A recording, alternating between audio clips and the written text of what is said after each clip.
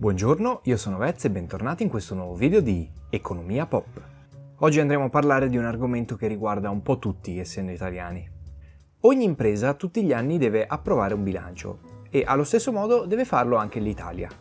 E come può farlo lo Stato italiano? Semplice, approvando la legge di bilancio nella quale sono contenute tutte le voci di spesa dei futuri 3 anni. Nella legge di bilancio quindi ci sono tutte le voci di spesa dello Stato e devono per forza tutte essere approvate dal Parlamento italiano e i motorini passano così. Ovviamente rispetto a un'azienda normale lo Stato deve inserire delle voci molto diverse e andremo a parlare proprio di quelle in questo video.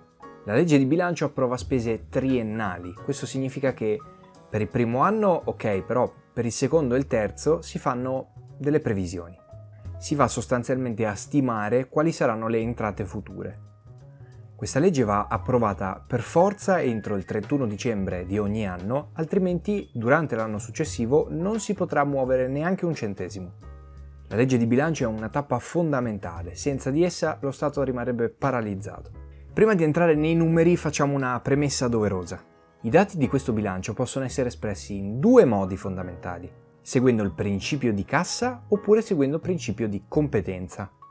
Io in questo video utilizzerò il principio di competenza, quindi non venitemi a dire nella descrizione che ho sbagliato i dati perché sicuramente se avete dati diversi sono quelli del principio di cassa. Ma entriamo nel vivo di quello che c'è scritto nel bilancio. Vi ricordo che il bilancio dello Stato è un documento che tutti possono consultare e non fatevi spaventare dalle 94 pagine del bilancio riassunto perché chi conosce bene l'economia sa che in poche pagine c'è riassunto il succo. Bene, parliamo dei dati quindi. La maggiore fonte di entrata per lo Stato, come è ovvio che sia, sono le imposte, quindi le tasse. Si parla di circa 500 miliardi durante il 2018. Piccola nota interessante, si prevede che entro il 2020 questo numero cresca a 550 miliardi. Quindi si stima che le entrate dalle tasse aumentino. Però aspettate un attimo a trarre conclusioni. Il fatto che le entrate derivanti dalle tasse aumentino non significa che le tasse aumenteranno. Potrebbe infatti essere che con una crescita del PIL il paese riesca a produrre un maggior reddito. Infatti è chiaro che più è il reddito dei cittadini, maggiori saranno i soldi che entrano tramite le tasse. Facciamo un esempio per capire meglio questo aspetto. Poniamo che le imposte siano del 10% per ogni persona mensilmente. Quindi il 10% di quello che ha guadagnato quella persona durante quel mese passa allo Stato. Se io guadagno 800 euro, passerò 80 euro allo Stato. Però se l'anno successivo io ne guadagno 1000, poi ne dovrò dare 100, quindi aumentano i soldi che lo Stato prende, ma non aumenta la tassazione perché è rimasta al 10%.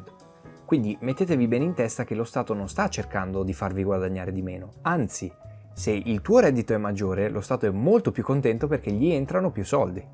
Ed effettivamente, secondo le previsioni, il PIL nei prossimi anni salirà. Però c'è da fare una precisazione, queste previsioni sono state fatte dal precedente governo che era un pochino ottimista. Non è detto che non crescerà, però stiamo a vedere.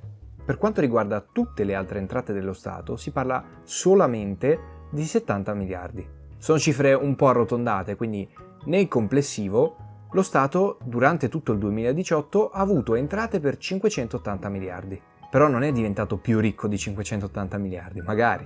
Ci sono anche le voci di spesa dello Stato. Andiamole a vedere. La principale spesa dello Stato è il trasferimento di soldi verso le amministrazioni pubbliche.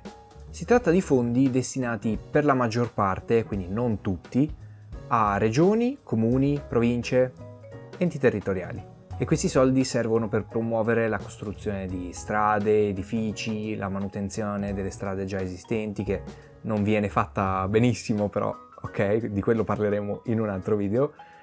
Associazioni sportive, promozione di attività culturali, un sacco di capitoli di spesa.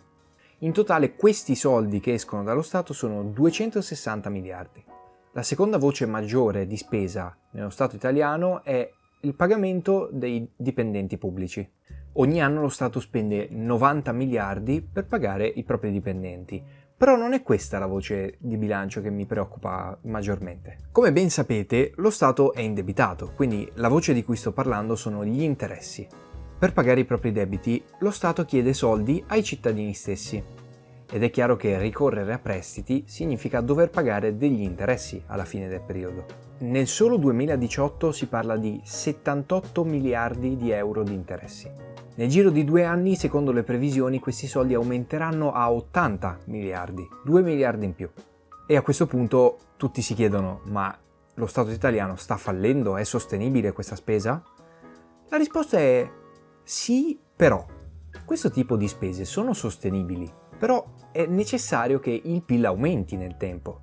Come abbiamo visto prima, più aumenta il PIL, più aumentano le entrate e con quelle entrate si possono ripagare i debiti. Capite bene che se aumentano le entrate di più di quanto aumentino i costi, non c'è nessun problema, però se aumentano solo i costi e le entrate rimangono ferme, sono dolori. È per questo che si dovrebbero fare delle manovre di crescita e non delle manovre di assistenzialismo in questo periodo storico. Ed è proprio per questo motivo che la crescita del PIL non va sottovalutata. Le altre voci di spesa sono tante e ve le approfondirò se noterò un certo interesse da parte vostra nei commenti. In chiusura vi dico soltanto che in totale ammontano a 640 miliardi di euro le spese dello Stato. Come dite? 580 miliardi di incassi e 640 miliardi di spese? Già. Questa è la situazione nel 2018. Spendiamo di più di quanto guadagniamo. Non è il massimo. Mi rendo conto di aver tirato fuori un sacco di numeri, però era necessario per spiegare in parole semplici quali sono le voci di spesa maggiori dello Stato italiano. Quindi vi invito a lasciare like, commentare, condividere, iscrivervi, attivare la campanellina e un sacco di altre cose, ma soprattutto tra poco arriveranno dei riquadri con altri video. Sono molto belli, andateli a vedere.